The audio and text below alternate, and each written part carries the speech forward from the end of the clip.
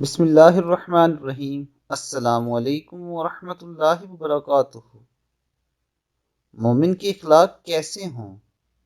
رسول اللہ صلی اللہ علیہ وآلہ وسلم نے ارشاد فرمایا، جو تم سے تعلق و رشتہ توڑے تم اس سے جوڑو، اور جو تمہارے ساتھ برا سلوک کرے تو تم اس کے ساتھ اچھا سلوک کرو، اور حق بات کہو اگرچہ وہ تمہارے اپنے خلاف ہی کیوں نہ ہو۔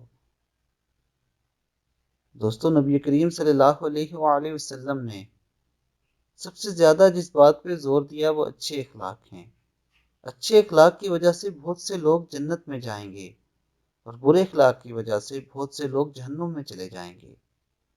دوستو، نبی کریم صلی اللہ علیہ وآلہ وسلم کا امتی ہونے کے ناطے ہم سب کی یہ ذمہ داری ہے کہ ہم دوسروں کے ساتھ اچھے اخلاق کے ساتھ بات کریں، اچھے سلوک سے پیش آئیں۔ اللہ تعالیٰ عمل کی توفیق عطا فرمائے۔ السلام علیکم ورحمۃ اللہ وبرکاتہ۔